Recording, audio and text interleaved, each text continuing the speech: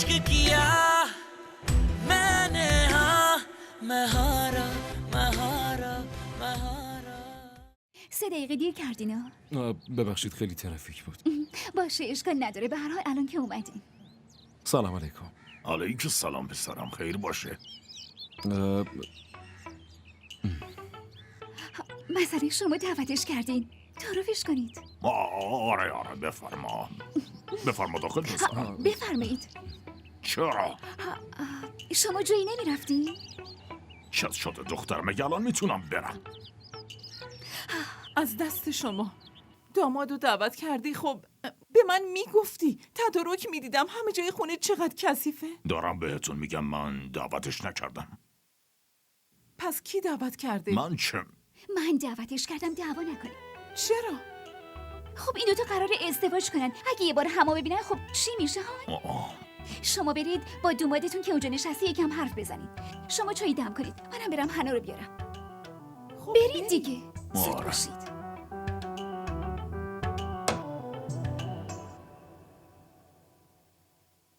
نمیدونم تو چرا همیشه شلخته و پریشونی. هاشو عجله کن بریم پایین. یه لباس خوبم باید بپوشی. چرا؟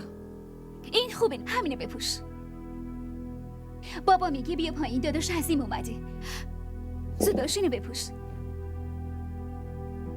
عجله کن، پاشو بپوش، زود باش. چی کار میکنی؟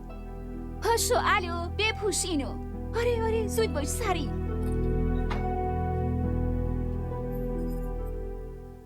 کاروبارت چطور پیش میره پسرم؟ خدا رو شکر. کاشف خوبه؟ بله. شما چطورین؟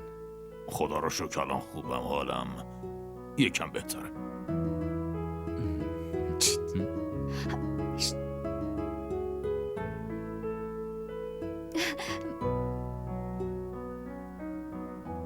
من الان میام پسرم.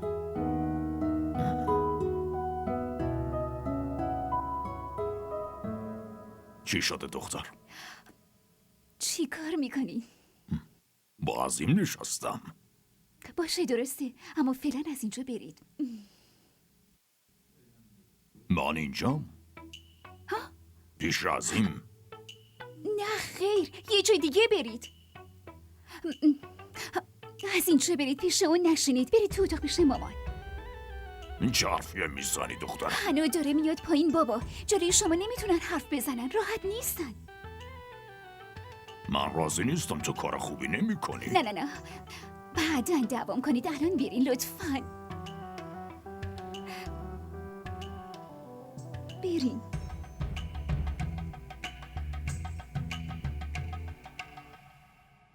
میدونین چقدر سخت بابا صدیقی رو فرستادم؟ برای شما چه کاری که نباید بکنم. ایوا بفرما، اومدش. سلام علیکم. علیک سلام. بشینید. بفرمایید لطفاً.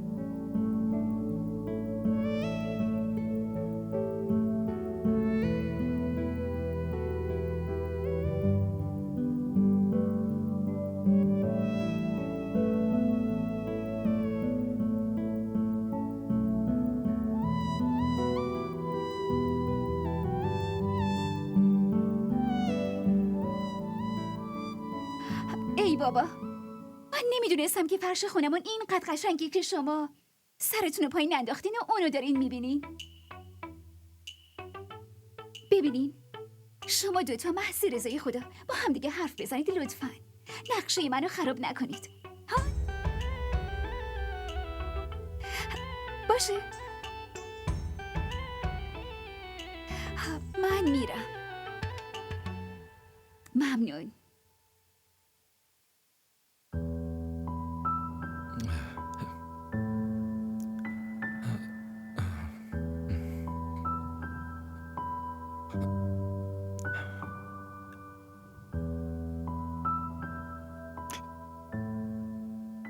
من میدونم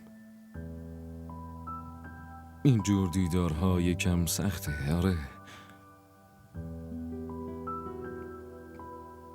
اما حالا که فرصتش پیش اومده میخوام درباره خودم براتون بگم.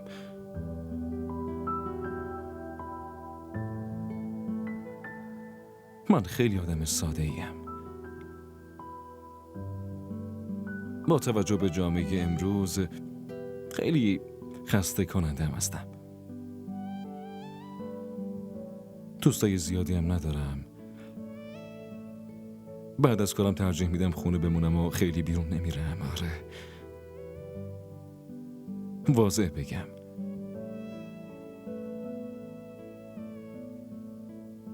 توی رابطه و نسبتام خیلی احساسیم. یه چیزی رو بهتون اطمینان میدم که توی خونه من به هیچ عنوان اذیت نمیشید و من فقط ازتون یه خواهش دارم. آبروی منو حفظ کنید.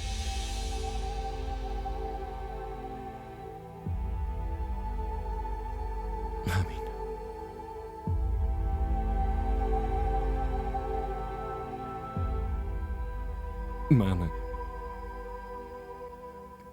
من دیگه میرم. حرفاتونو زدید؟ حرف زدید؟ آره. حرفی زدی یا نه؟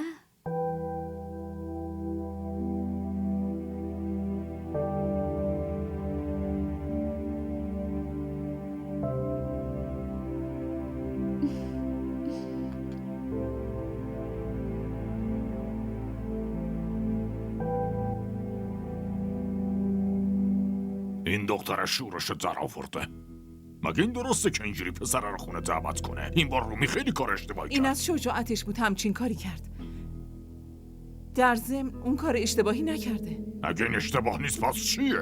یواشتر بگین. شما چتون شده؟ شما باید خوشحال باشین که اونا بیرون یواشکی همو ندیدن. این کار رو هم میتونستن بکنن، نه؟ در ضمن 2 روز بعد عقدشونه. واسه همین دیدن، حرف زدن، آشنا شدن برای اون دوتا لازمه و انجام این کار توی 4 دیواری خودمون کار اشتباهی نیست. ما رو قابل میدونسته به همون اطلاع میداد که این کارو میکنه. تا شما مخالفت میکردی. از ترس همین بهتون نگفته.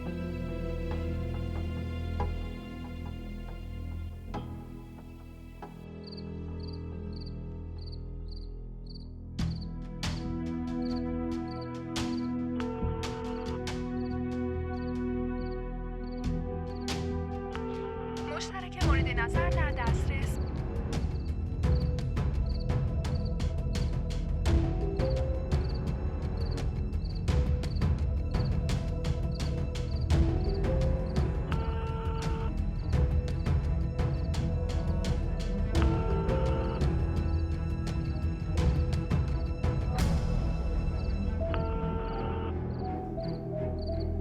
مشترک مورد نظر در دسترس نمی باشد. لطفاً بعداً تماس بگیرید.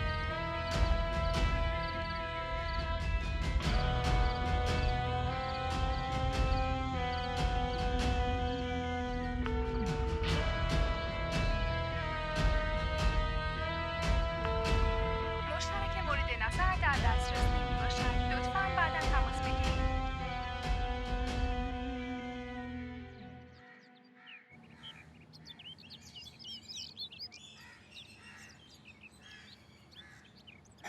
سلام. هی سلام. خوشحال شدم دیدمه. تعلیق تموم شد؟ آره. حنا کجاست؟ حنا دانشگاه نیومده. خداحافظ.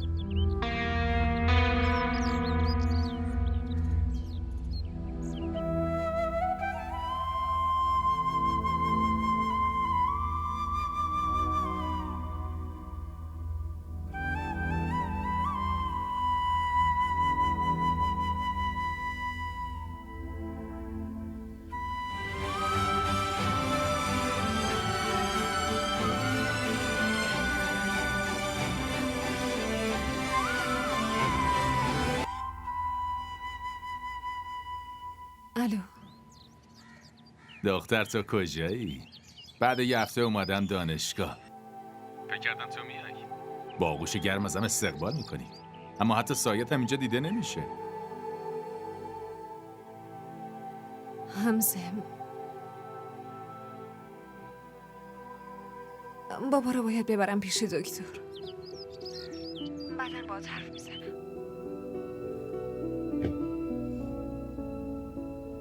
الو الو الو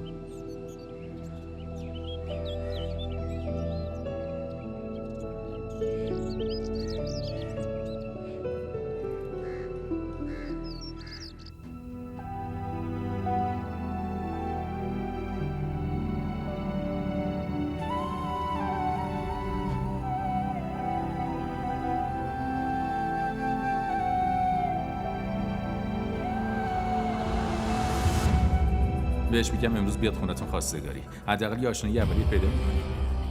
حمزه لطفا الان وقت شوخی نیست. خب برای منم این چیزا شوخی نیست حنا.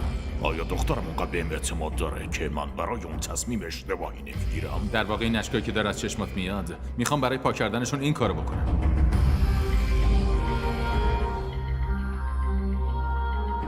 تو میخوای به من کمک کنی؟ خودت چی فکر میکنی؟ پس یکم زمان بده لطفا. من فقط ازتون یه خواهش دارم. آبروی منو حفظ کنی.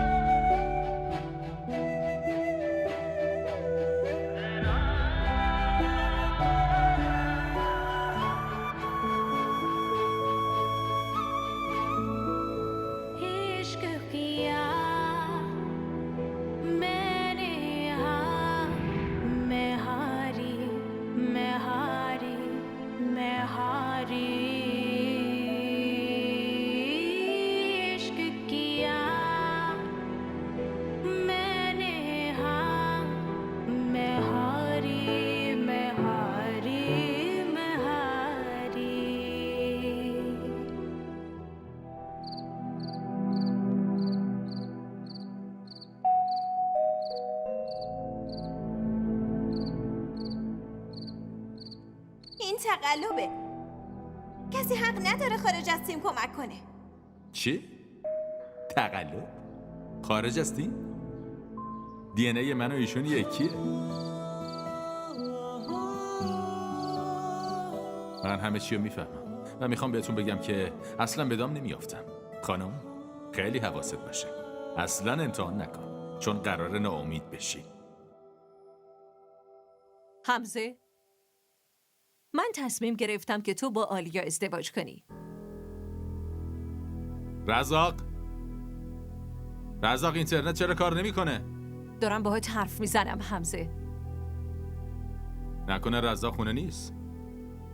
حمزه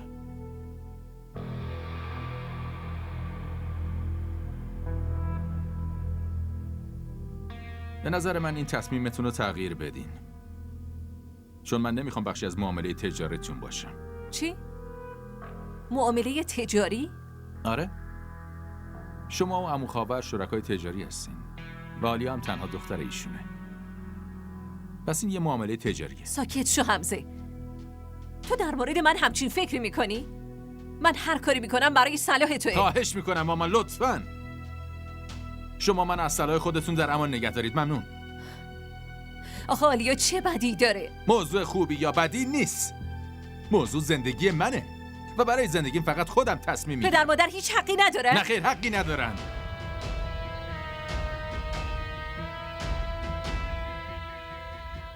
این زندگیمه و حق انتخابم با خودمه. تو فقط واسه این مخالفت میکنی چون تو خیلی خوب میدونی که من نمیذارم. خواهش میکنم مامان. حمزه بازم فکر کن پسرم. بابا من خیلی خوب فکرامو کردم. اگه شما برای فکر کردن زمان میخواین من میتونم زمان بدم، هر چقدر بخواین. اما تصمیمم عوض نمیشه، حتی اگه صداتون رو برام بالا ببرید.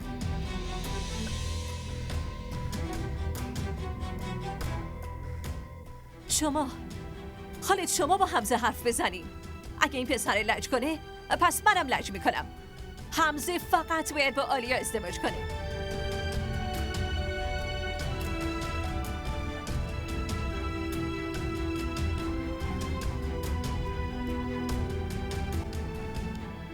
کجا داری میبری؟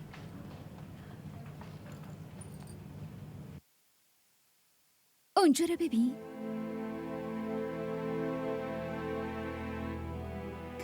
تو زندگیم هیچ وقت بابا صدیقی و اینقدر خوشحال ندیده بودم.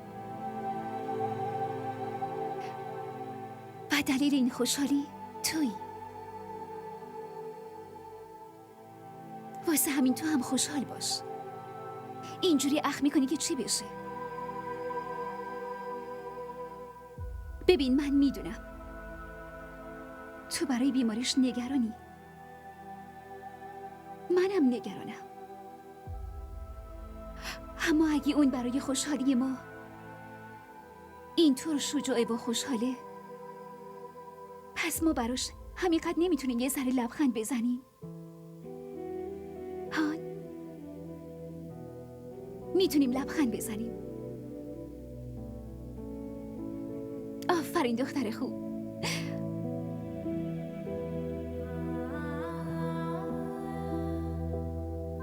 میدونی من فکر میکنم این مادر شوهرت یکم آب زیر کاهه. داداش عظیمم یه ذره مامانی به نظر میرسه، پس باید تو مشتت بگیری که از دستت نره. ها؟ بخند دیگه. من برمیگردم.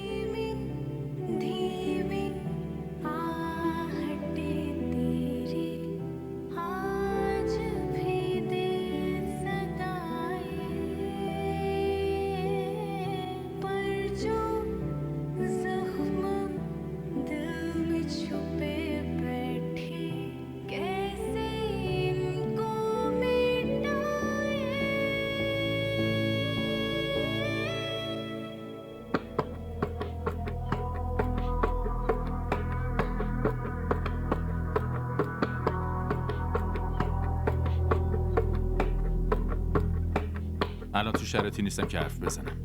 اعصابم خیلی خورده. خوبه. منم خیلی حوصله ندارم. پس میرم سر اصل مطلب. ببین من بهت اجازه دادم که تو همیشه هر کاری بخوای میتونی انجام بدی. اما یه چیزی رو به هیچ وجه اجازه نداری و اونم اینه که به مامانت بی احترامی کنی.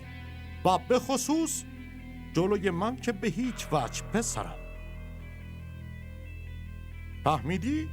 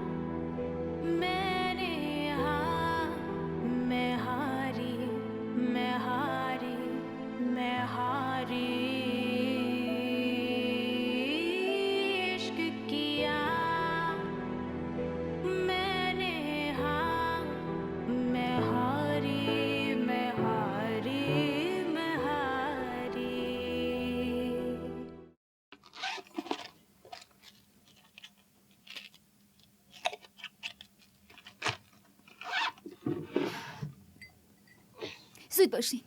سری داروهاتون رو بخورید. من میدونم بعداً فراموشتون میشه.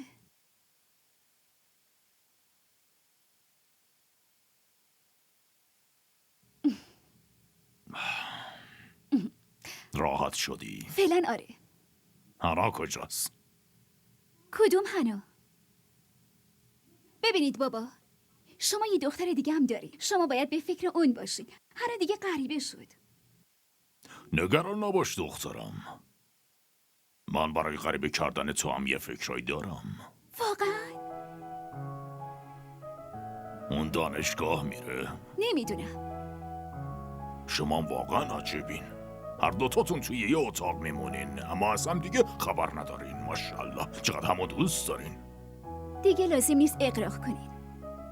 اون این روزا خیلی ناز داره. واسه همین باهاش کاری ندارم. من میرم. خدا نگهدار. خدا نگهدار.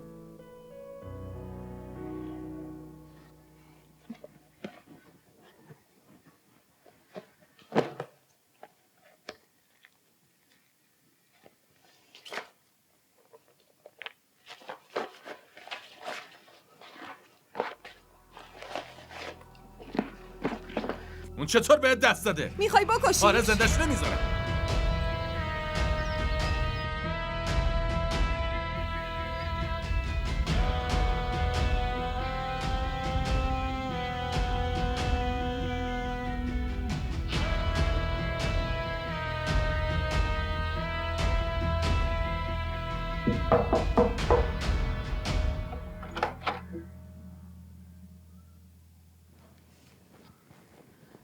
سلام بابا. علیک سلام دخترم. چی شده؟ امروز دانشگاه نرفتی؟ بابا میخواستم برم اما یهویی حالم خیلی بد شد. ببینم اگه چت شده. میخوای بریم دکتر؟ نه بابا، فقط خستگی جشنه. پس استراحت کن. بشین که اینطور. پس یه کاری کن دخترم. وقتی دانشگاه رفتی برای دوستات شیرینی هم ببر.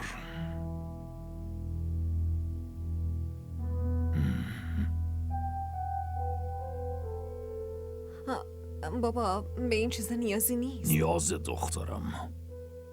با دوستات باید این خوشحالی و شریک بشی. جشن عقدت که نتونستی دعوتشون کنی اما جشن عروسی باید همشون رو دعوت کنی. و در ضمن اگه حالت بهتر نشد به من بگو، من تو رو پیش دکتر ببرم. چشم. مامانتو بفرستم. نه. یا الله.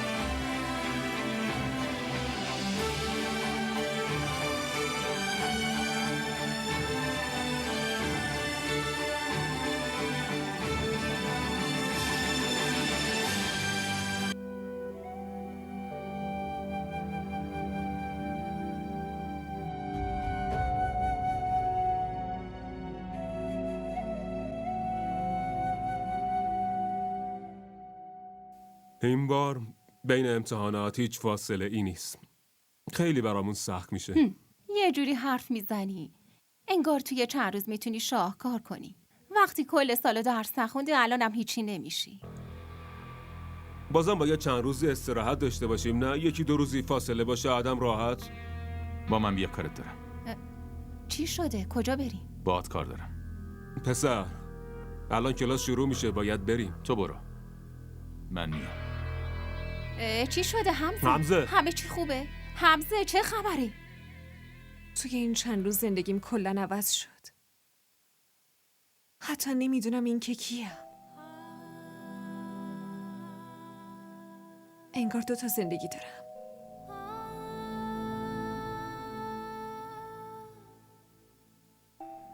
و حالا هر چیزی که توی زندگی امروزم دارم، اگه همشو خراب کنم پس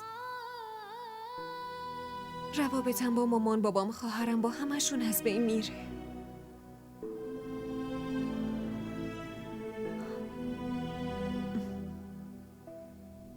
واسه همین زندگی گذشتم و فدا کردم. حالا تو زندگی گذشته تو فدا کردی، اما حمزه چی؟ حتی یه بارم به حمزه فکر نکردی؟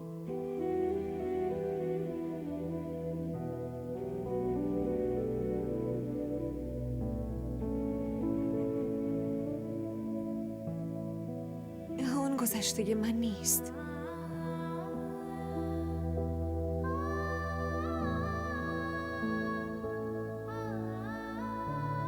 و توی آینده من برای اون هیچ جایی نیست. عزیز دلم، من میدونم که هر تصمیمی گرفتی حتما خیلی با فکر و دقت گرفتی و مطمئن باش تصمیمت درسته. اما تا جایی که من حمزه رو میشناسم، اگه اون در این مورد بفهمه، حمزه نباید در این مورد چیزی بفهمه. آخه تا کی؟ و این امکانم نداره. تا کی میتونیم این موضوع رو ازش پنهان کنیم؟ امروز نفهمه، بالاخره فردا میفهمی. و من اصلاً نیازی نیست بهت یادآوری کنم که بعد از شنیدنش واکنش حمزه چیه.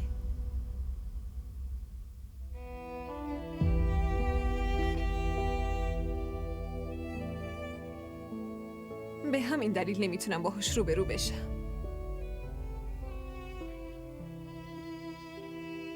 من میدونم هیچ دلیلی و هیچ منطقی روی اون تاثیر نداره.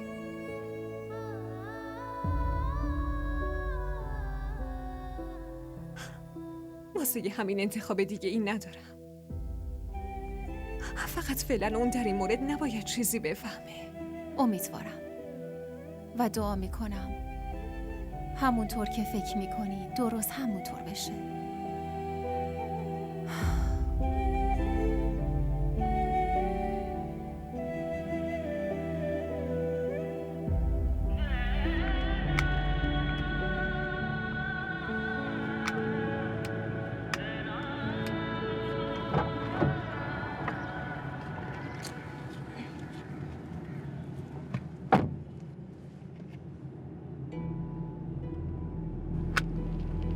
چی شد؟ همشون خوب بودن؟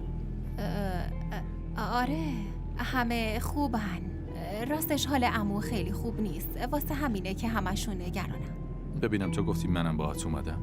آره معلومه، من بهش گفتم تو با هم اومدی و بیرون منتظری. خب چی گفت؟ چت شده حمزه؟ الان وقت مناسبی برای این حرفا نیست. حال عمو واقعا خیلی بده و توی این شرایط همشون واقعا آشفتن. منم گفتم همه چی رسمی کنیم. وقتی که دوماد عمو بشم با هم میتونیم مواظبش باشیم.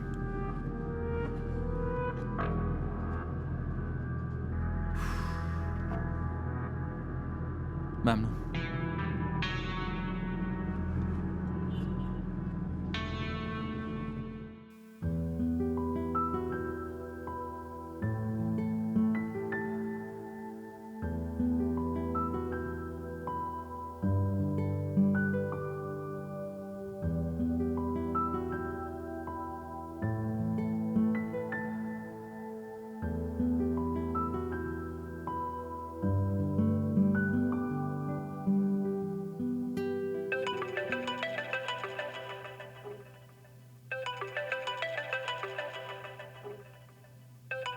بابا تلفن داره زنگ میخوره، خب جواب بدین دیگه.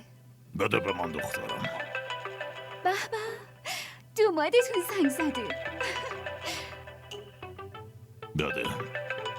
یه لحظه. الو پسرم، چطور یاد من افتادی؟ رومیسا، تلفن رو بده عمو لطفاً. باشه.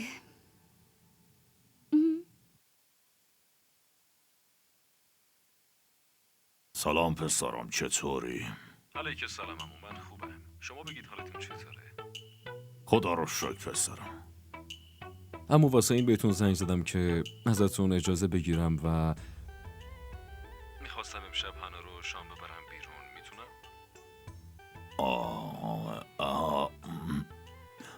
آره میتونی پسرم. ممنونم. پس من ساعت 8 میام دنبال هنا، باشه؟ باشه پسرم. خداحافظ. خداحافظ.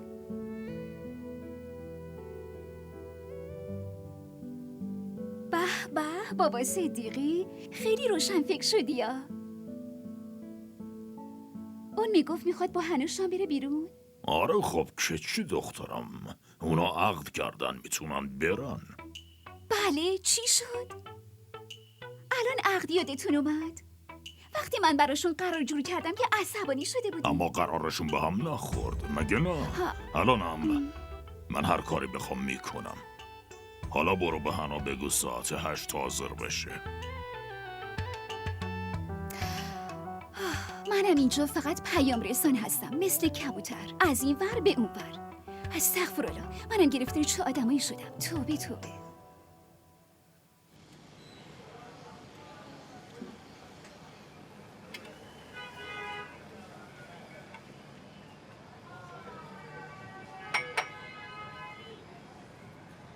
به چی فکر میکنی؟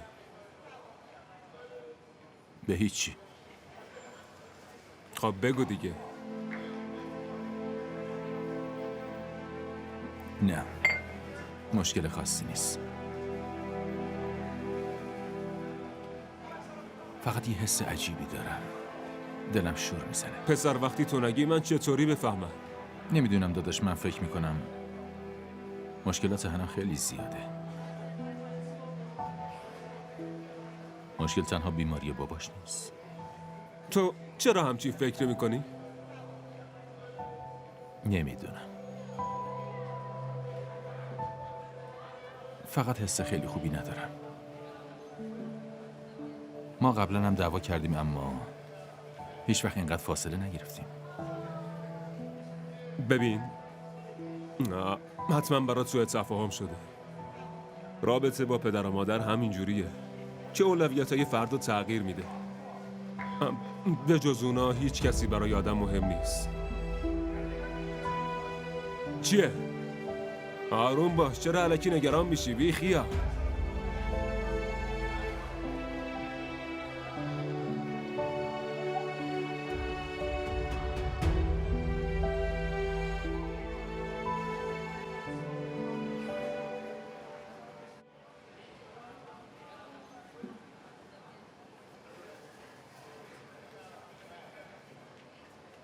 فکر کنم که از غذا خوشتون نمیده، آره؟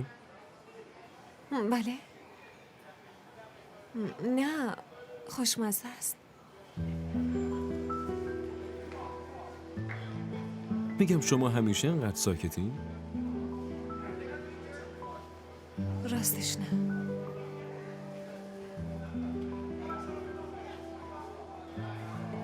خوبه؟ در واقع واسه این امشب قرار گذاشتم چون اون روز راجع به خودم باهاتون حرف زدم. اما در مورد شما من هیچی نمیدونم. شما همه چی در موردم میدونی. چی؟ من فقط همینقدر میدونم که اسمتون هنا صدیقیه. حالا با توجه به فرصتی که داریم میخوام یه ذره بیشتر در موردت بدونم.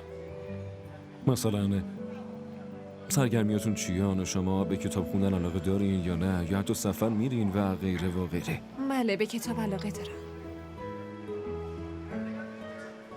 عالی.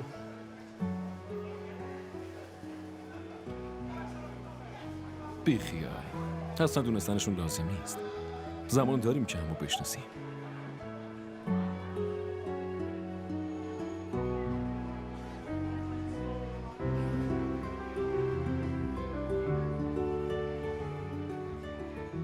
یه چیز مهمی هست که میخوام بهتون بگم. برای من، شما، امروزمون و فردایی که قراره بیاد خیلی مهمه. من در مورد گذشتم چیز خاصی ندارم که بهتون بگم و نه از شما در مورد گذشتتون چیزی میپرسم، چون که هرچی در مورد گذشته بدونی به همون اندازه آسیب میبینی. ما باید آینده رو ببینیم، چون آینده مهمه.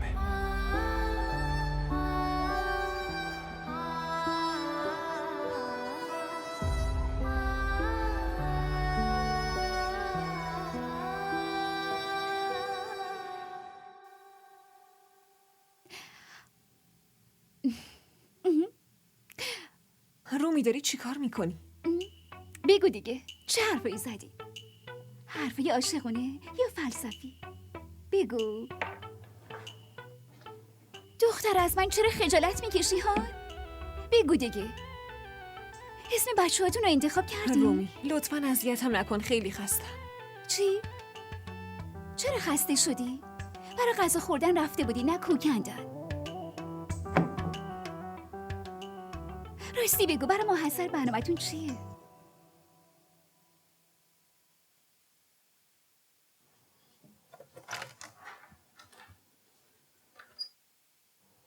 این چه مدلشه؟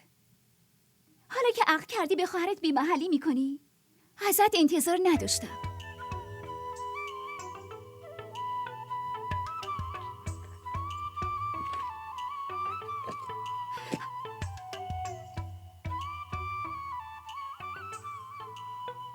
اون خسیس اصلا هدیه‌ای بهت نداد؟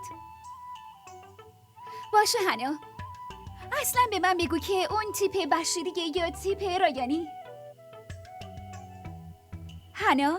این بحث در مورد زندگی روزمره‌مونه. ارتباط با همدیگه، نسبت‌های فامیلی، دوستان، پدر و مادر. استاد میتونم بیام داخل؟ بله، بیا داخل.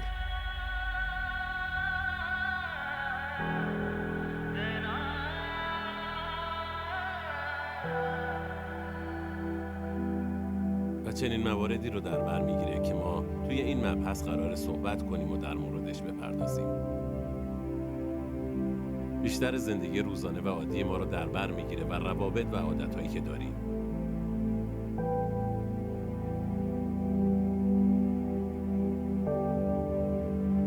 اگه این بحث رو درک کنید میتونید روابطتون چه با دوستان و چه با اجتماع رو خوب کنید. و این لازمه هر جامعه با فرهنگیه.